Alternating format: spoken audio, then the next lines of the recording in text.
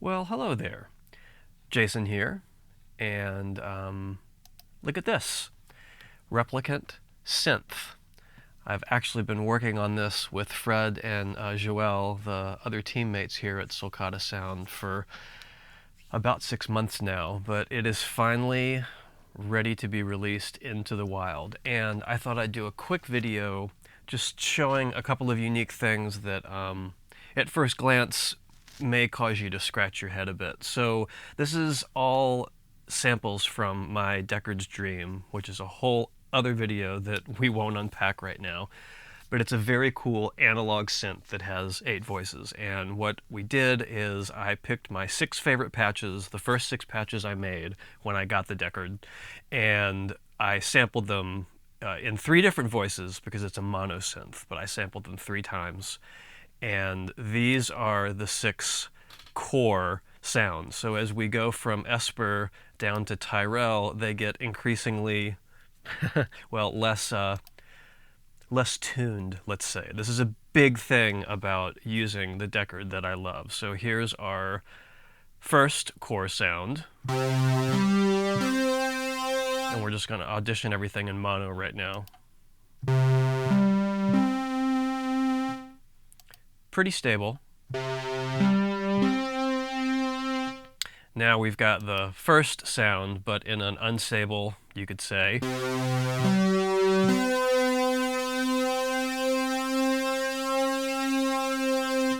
And then the Nexus 6 sound, also equally unstable.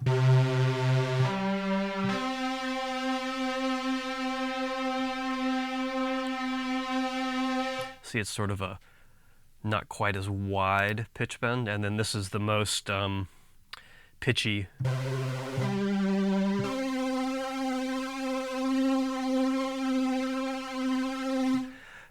The beauty about this synth is any of the presets that you choose, you can automatically switch between these 6 core sounds and leave the rest of the settings for that particular preset intact. So that is really cool. I love that.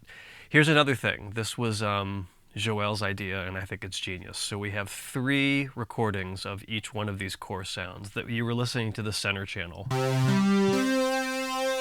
Now we can also listen to the stereo left and right,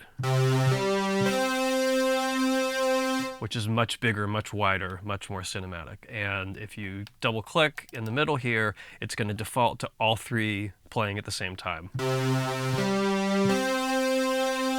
which is great for maybe a big fat lead sound, something you really want to capture the attention of the listener. And the real cool thing is you can slide between everything, and this is thanks to Fred's ingenious programming. So I'll just hold down a single note and we'll go from one extreme to the other.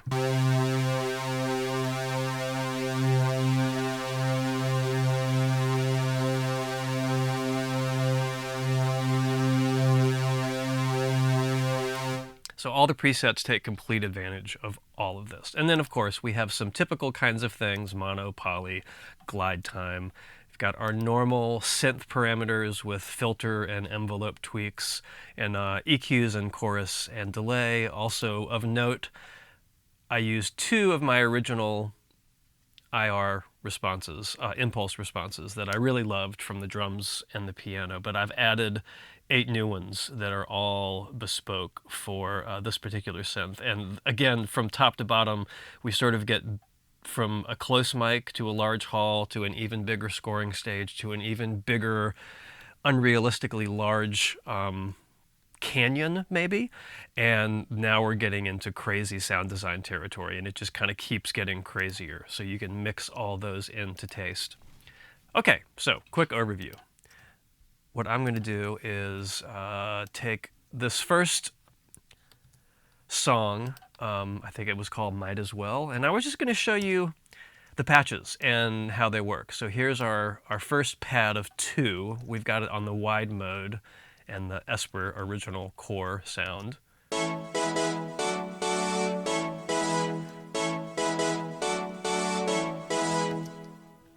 Now if we switch to JF Sebastian, or Nexus, you've got completely different sounds. And you could also, if you wanted to,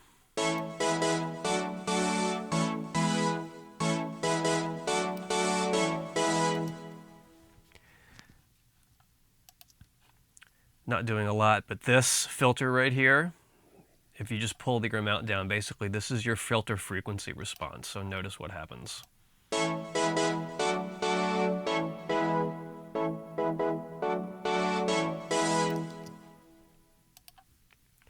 And the EQ is also paying a lot, doing a lot of in these presets to really help it jump out. And everything has been mixed to sit perfectly. It's not a synth show off. Let me take up the whole entire mix. Everything's really smooth and really even. Even the reverbs are sometimes done to taste, a lot of times over-exaggerated for the effects.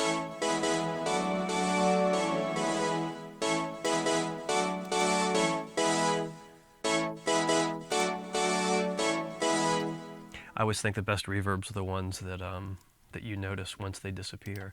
Now there's a second pad that's doing the same lick, just with a different sound. This is the JF Sebastian, and it's on the center channel only.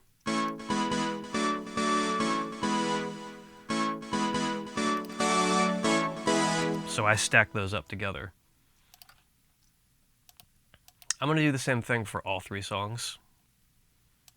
We've got a more cinematic kind of game drama track, and then a real fun kind of funky track. This guitar part was a lot of fun. This was Alan and I worked on this tune together. He mostly wrote the song, and I threw in a couple of extra things. It's mostly Alan.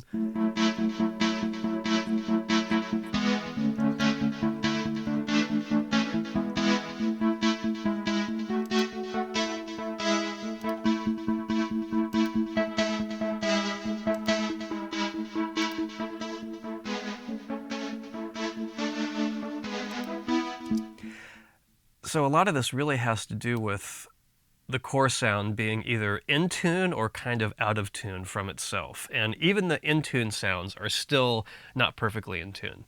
There's a very natural analog sounding and feeling kind of synth, and I wanted to make that translate into the VST. So a lot of times having the envelope for the filter reacting to velocity, that helps because you have a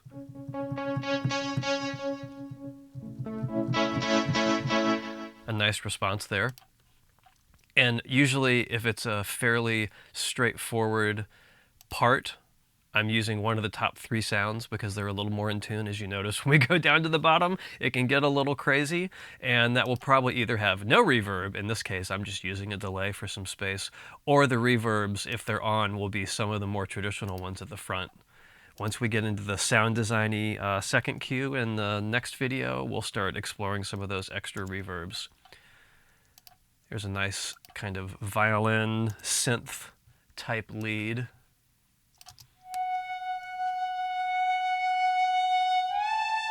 We've got the glide and the monophonic.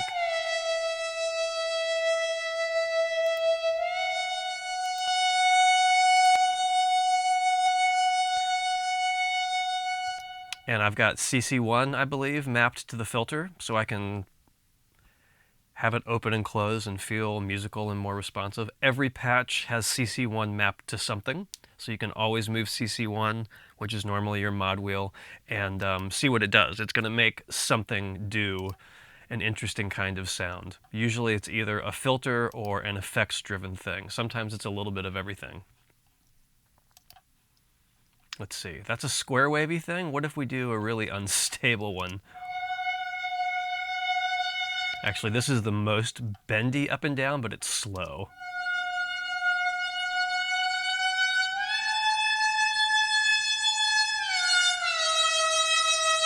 Yeah.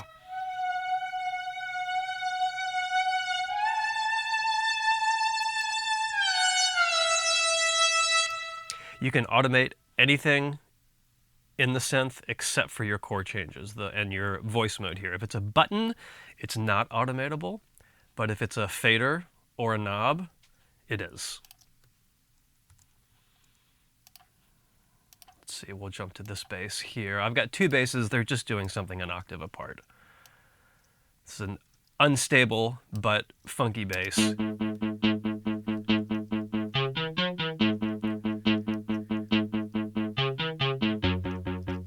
So that's kind of the top end of the bass, and then I've got the bottom end is a little bit wider, but using a much more stable, tuned core sound.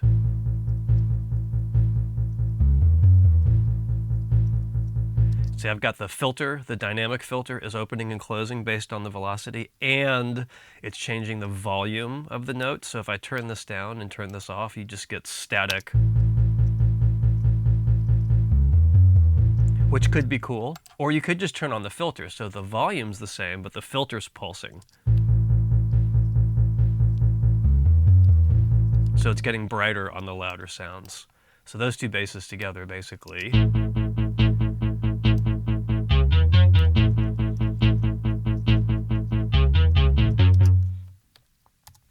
And I've got my drums, literally my drums. Just tweaked it a little bit.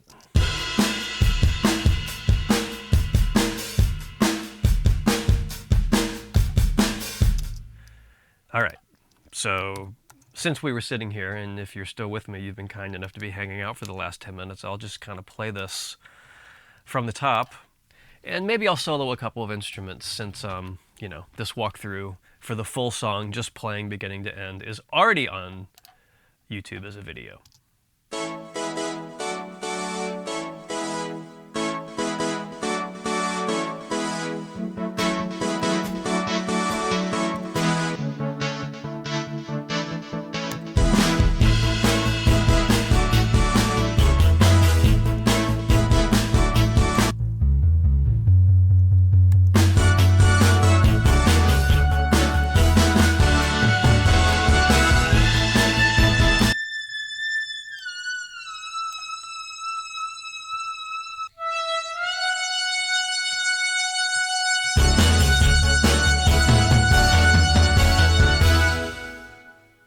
So there's that tune, and I didn't mention this, but I do think this is important. There is nothing on any of these channels, any of these instruments.